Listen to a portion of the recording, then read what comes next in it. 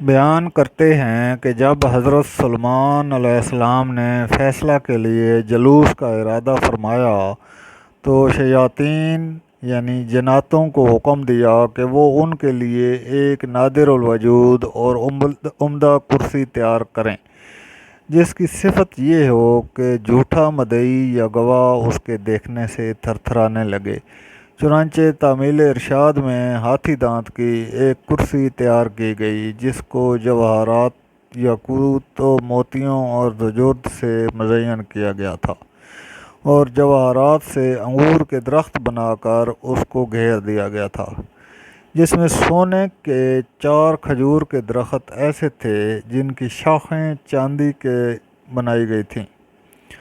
ان میں سے 2 درختوں کی چوٹی پر 2 گدھ بنائے گئے تھے، اور اس کرسی اور تخت کے دونوں گوشوں پر سونے کے 2 شیر تھے جن کے سروں پر سبز زمرد کے ستون نصب کیے گئے تھے۔ اس طرح شیاطین نے اس تخت کو ایسے سخت پتھر پر رکھا تھا جس کے نیچے سونے کا ایک شردھا بنا تھا جو اس تخت کو گھماتا تھا۔ چنانچہ جب حضرت سلیمان اس کے نیچے کے درجہ پر چڑھتے تھے تو وہ کرسی اور تخت اپنے تمام سامان کے ساتھ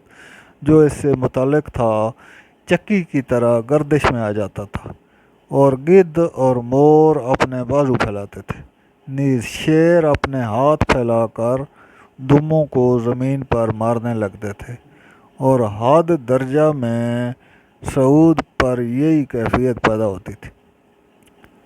یہاں تک کہ جب حضرت سلیمان علیہ السلام بالائی منزل پر پہنچتے تو دونوں گدھ مشک و عنبر تیزی کے ساتھ تاج ان کے سر پر رکھتے تھے، اور تخت پر جلوہ افروز ہونے کے بعد سونے کا کبوتر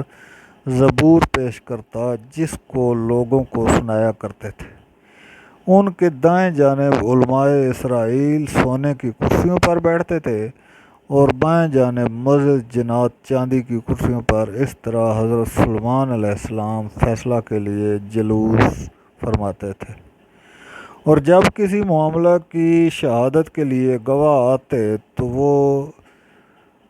کرسی ماں اپنے ساز و سامان کے گردش میں آ جاتی تھی، اور شیر و گدھ اور طاؤس اپنے مذکورہ کام میں مشغول ہو جاتے تھے۔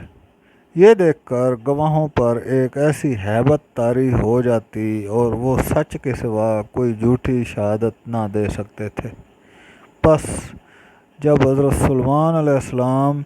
کا انتقال ہوا تو اس کرسی کو شاہ بخت نصر نے اپنے قبضہ میں لے لیا، مگر جب اس نے اس پر چڑھنے کا ارادہ کیا تو ایک شیر نے اپنی دائیں ہاتھ سے بادشاہ کی پنڈلی اور قدم پر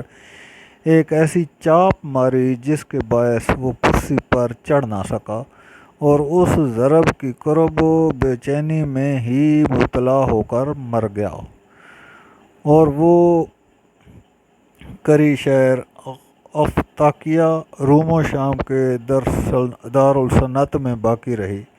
یہاں تک کہ انطاکیہ سے کراس بن سدرس نے جنگ کی اور خلیفہ نے بخت نصر کو شکست دی۔ اس کے بعد کرسی بیت المقدس کی طرف لائی گئی، اور کوئی بادشاہ اس کرسی کے اوپر چڑھنے پر قادر نہ ہو سکا۔ پھر اس کو مسخرہ بیت المقدس کے پیچھے رکھا گیا، جس کے بعد آج تک اس کی کوئی خبر یا اثر معلوم نہ ہو سکا کہ کہاں گئی اور کیا ہوا۔ حاصل اس حکایت سے حضرت سلیمان علیہ السلام کی کرسی کی وسعت و ہیبت و دبدبہ اور انصاف کا پتہ چلتا ہے، اور اللہ تعالیٰ کی ذات اور قدرت پر ایمان مضبوط ہوتا ہے کہ اس کی مخلوق میں اس قدر رعب و دبدبہ ہے تو خود خالق کس قدر قادر مطلق اور رعب و دبدبہ والا ہوگا۔ اللہ تعالیٰ ہم سب کو اس واقعہ سے سبق حاصل کر کے اللہ کی ذات پر یقین کامل کرنے کی توفیق عطا فرمائے۔ آمین یا رب العالمین۔